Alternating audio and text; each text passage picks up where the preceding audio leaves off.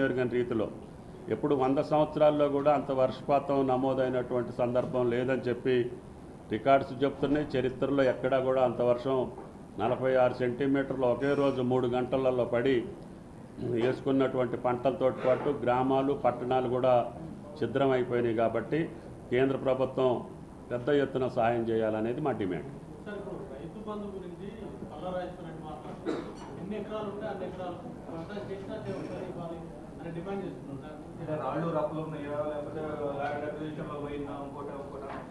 మీరేమంటారు?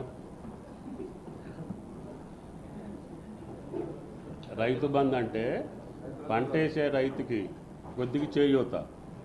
నేను ఏదన్నా మిర్చి వ్యవసాయం చేసినా వరి వ్యవసాయం చేసినా నాకు 40,000 50,000 ఎకరానికి పెట్టుబడి అవుతుంది.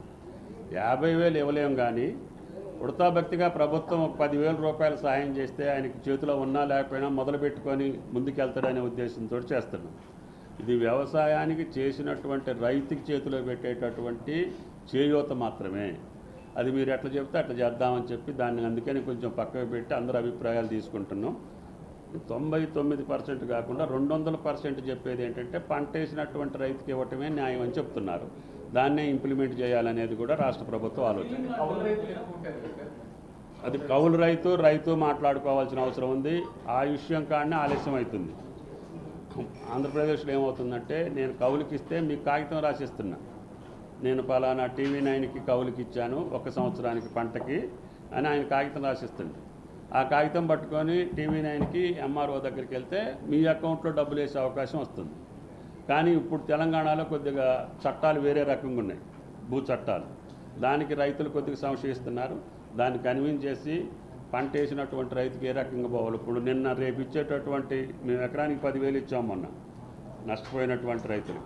అది కౌలు రైతులకే ఇవ్వాలని చెప్పి ప్రపోజ్ చేసి పంట వేసినటువంటి రైతుకి పర్మనెంట్ రిపేర్ ఉందనుకోండి, శాండ్ క్యాస్ట్ అయింది, ఎరోజన్ అయింది, గళ్ళు పడ్డాయి, ల్యాండ్ డెవలప్మెంట్ చేసుకోవాల్సిన పర్మనెంట్ ఖాతాకేమో ల్యాండ్ ఓనర్కి ఇవ్వమన్నాం. పంట నష్టాన్ని మట్టికి కౌలు రైతుకి ఇవ్వమని చెప్తున్నాం. దేనికి? రైతు బంధుది ఇంకా ఫైనల్ కాలేదు. మీరు రాష్ట్ర ప్రభుత్వం యూటిలైజేషన్ సర్టిఫికేట్స్ ఇవ్వకుండా డబ్బులు అడుగుతుంది, యూటిలైజేషన్ సర్టిఫికేట్ ఇవ్వట్లేదని ప్రధానంగా కేంద్ర మంత్రి గత 5 సంవత్సరాల్లో జరగలేదు. మీరు దాన్ని సరి చేశారా? తప్పకుండా ఇప్పుడు అదే మాట్లాడొచ్చాను. Joint secretary